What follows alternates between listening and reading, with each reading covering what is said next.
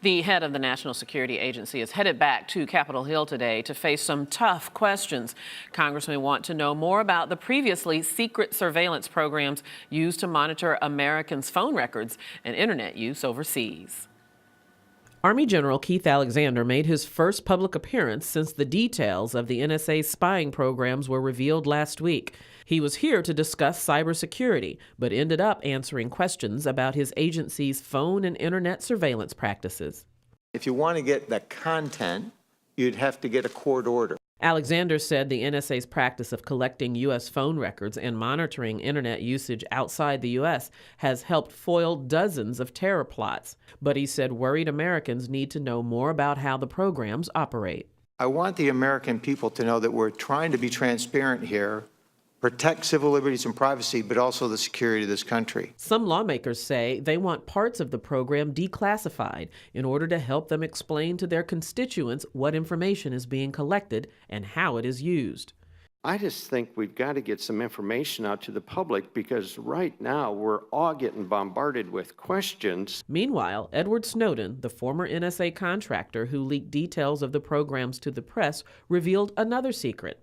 In an interview with the South China Morning Post, Snowden said the U.S. has engaged in major computer hacking operations against China and Hong Kong. Snowden, who is staying in Hong Kong, also said he will fight American law enforcement efforts to have him sent back to the U.S. to face criminal charges. "I would rather stay and fight the United States government in the courts," Snowden said. "My intention is to ask the courts and people of Hong Kong to decide my fate." The government's monitoring program is also being questioned in a federal lawsuit filed by the American Civil Liberties Union. The organization named as defendants National Intelligence Director James Clapper, Attorney General Eric Holder, NSA Director Keith Alexander, Defense Secretary Chuck Hagel, and FBI Director Robert Mueller. Our guest, Brett Max Kaufman, joins us from the ACLU's office in New York. He is a fellow in the ACLU National Security Project. Brett, thank you so much for being here with us. I appreciate it. I want to start off by asking you, the surveillance programs were allowed under a couple of acts, and we don't want to get too deep in the legal woods, but Section 702 of the FISA Amendment Act, as well as Section 215 of the Patriot Act. What is the basis of the ACLU lawsuit?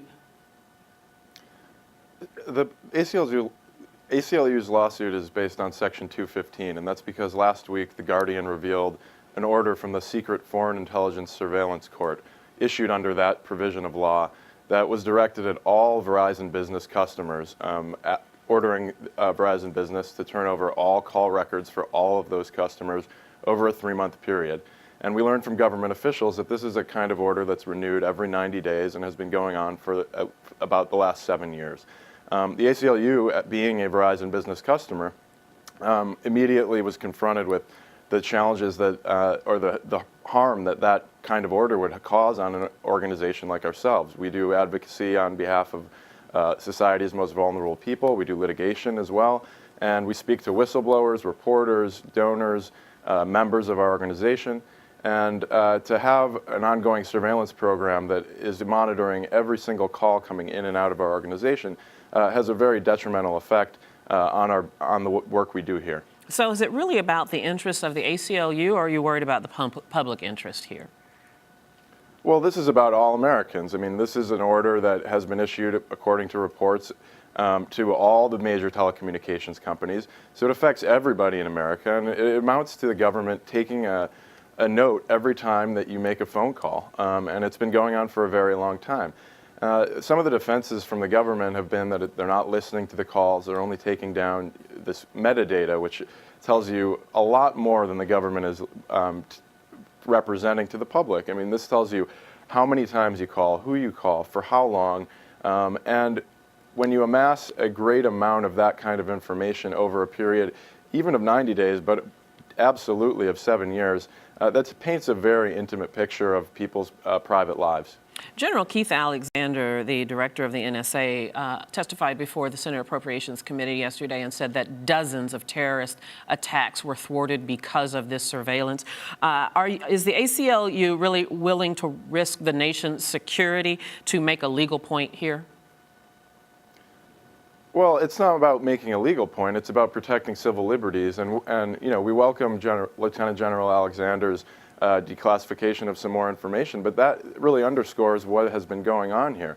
We're talking about secret orders issued by a secret court upon secret applications by the government based on a secret interpretation of law that is a public law. And the American people deserve to understand exactly how its laws are being applied to them and the kinds of intrusions that are going on. The President and members of Congress have welcomed an open debate, including Lieutenant General Alexander, and that's exactly what should have happened 7 years ago before the government took this authority for itself.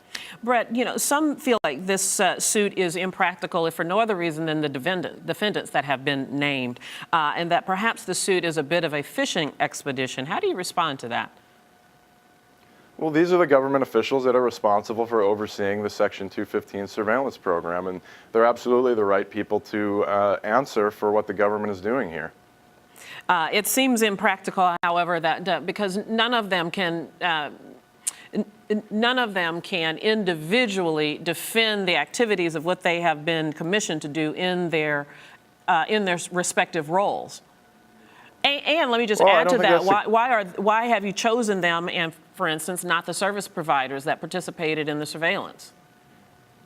Well, one aspect of Section 215 is that it actually grants immunity to the service providers themselves. These service providers are served with court orders issued upon the application of the government, and they are told that they cannot speak about the orders to anyone, including the people whose data they're turning over to the government. They're not even allowed to challenge the law for a period of 1 year. So these kinds of gag orders, and on top of the immunity that's granted to these service providers, makes them not the appropriate targets for legal action. It's the government that's doing this. It's the government that's collecting and retaining this information, and they're the ones that should answer for what they're doing. And so realistically, what relief is the ACLU looking for with this lawsuit? Well, the order that was released last week actually is still in operation. It's going on until July 19th, when it presumably will be up for renewal. We're asking for the court to stop the surveillance under this program. We're asking them to expunge all and turn back all of the call data that it's collected under this authority, because we believe it exceeds the Constitution, and the government has no right to take it. All right. Brett, Max Kaufman, thank you very much for your time. Do appreciate it. Thank you.